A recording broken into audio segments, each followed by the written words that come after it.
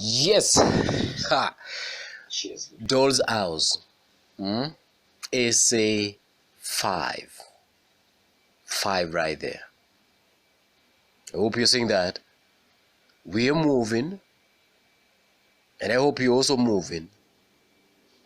So in this essay number 5, we're still going to be looking at projections, exam style projections, prompts, that is, and of course sample responses.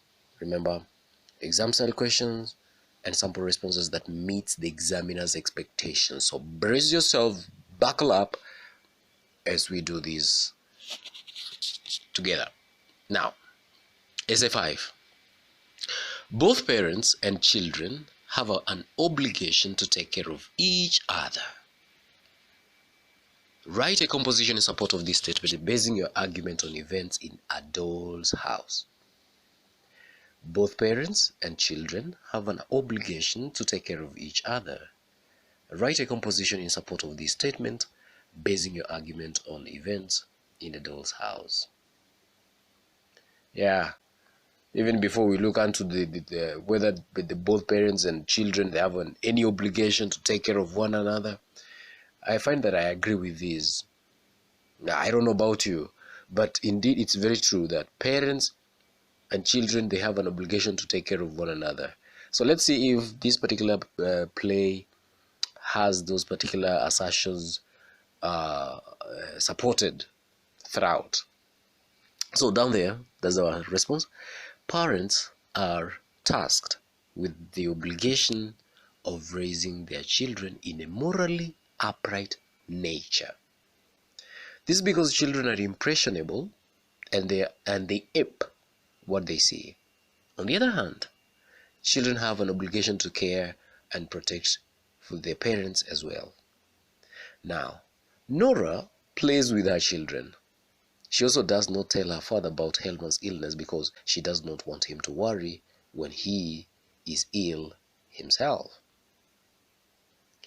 Mrs. Linde is portrayed as caring, and affectionate daughter. She makes sacrifice for her mother. When her mother was bedridden and helpless, she breaks off her relationship with Niels Krogstad, a man she loved, and marries a rich man whom she does not love. She needed to provide for her ailing mother. Her selflessness pays off when she manages to make the end of her mother's life almost free from care. She is proud of herself for this. Nora is also a caring daughter. Although she feels like her father, just like her husband, mistreated her, she still loved and cared for him. When Tovel falls ill, she is forced to forge her father's name in order to incur a loan of £250 from Niels Krogstad. She reveals that the reason she did not simply ask her father to sign the bond is that she did not want to bother her father since he was sick.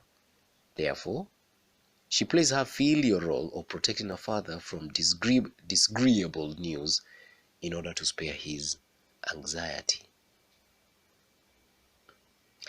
On the other hand, Nora's father was tasked with the role of raising her daughter well, but due to the societal norms, that does not seem to be the case.